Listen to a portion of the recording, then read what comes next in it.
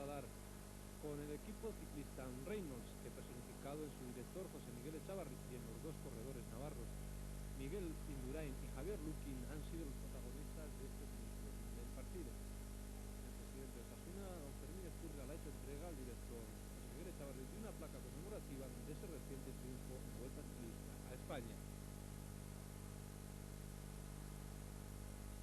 En cuanto al partido, el equipo de Víctor Espárrago ha demostrado que conoce a la perfección cómo debe jugar ante Osasuna en el estadio de Sadar.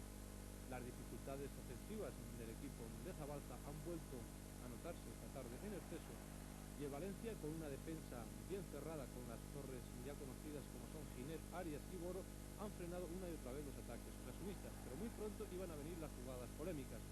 Hemos visto la caída de Pizo Gómez ante Giner, y el señor Brito Arceo, que ha hecho un mal arbitraje, no señala absolutamente nada.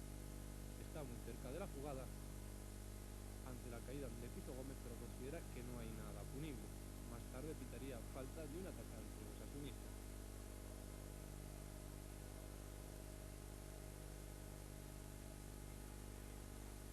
La mejor arma durante todo el partido por parte de Osasuna ha sido sin duda la banda derecha y este hombre, Pizo Gómez, que ha sido el más destacado del encuentro. Su centro ahora va a ser despejado in extremis por la defensa de Valencia.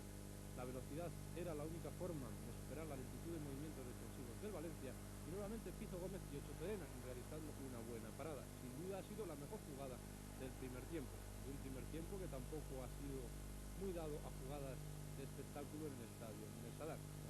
Podemos ver la excelente intervención de Ocho Terena. Hasta los 44 minutos no llegaría el Valencia a la portería de Roberto, con esta volea de Fernando muy desviada. El Valencia iba a finalizar el primer tiempo con la lesión de Quique, que sería sustituido por Camarasa. En el segundo siguió la misma tónica, Osasuna dominando, intentando buscar la velocidad de su banda derecha. Sin embargo, no había ocasiones claras de gol, y las que se creaban, como está de sola, sin problemas para Ocho Terena, que ha sido también el jugador más destacado por parte del Valencia. Pedro María Zabalza, el técnico navarro, sigue dando oportunidades a la cantera. En el equipo inicial estaban ya Verástegui y Larraizar, los Osasuna promesas, y ahora lo hace Edu sustituyendo a Sola. Y será nuevamente la banda derecha la que mejor funciona en el ataque de Osasuna, ahora por mediación de Bustingorri, que en una jugada muy inteligente trata de sorprender a Ocho Terena. Sin embargo, el portero del Valencia despeja a córner. Un claro ejemplo de por qué el portero valencianista es uno de los menos goleados en primera división. Estirada deshace el peligro. Edu reforzaría también la banda derecha y va a ser, junto con Pizo Gómez, otro de los jugadores destacados en el segundo tiempo. Ahora será Pizo quien dispara, muy ajustado al poste, pero sin peligro para el Valencia. Una jugada que iba a encrespar los ánimos de la afición osasunista, muy sensible hoy con el arbitraje malo del señor Brito Arceo.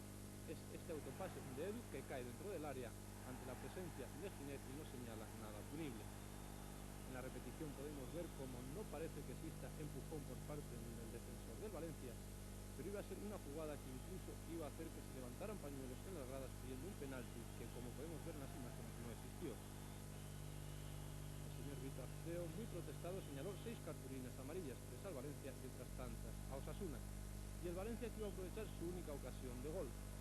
Cifró todo su partido en ello, y en el minuto 35 Kurdi consigue el set.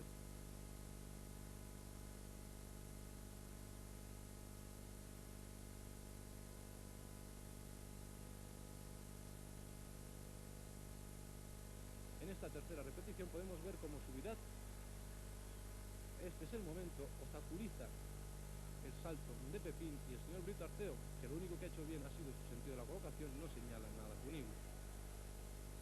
No habría tiempo para más ante la desesperación de los aficionados osasunistas. Final del partido y el Valencia que se lleva los 2 positivos.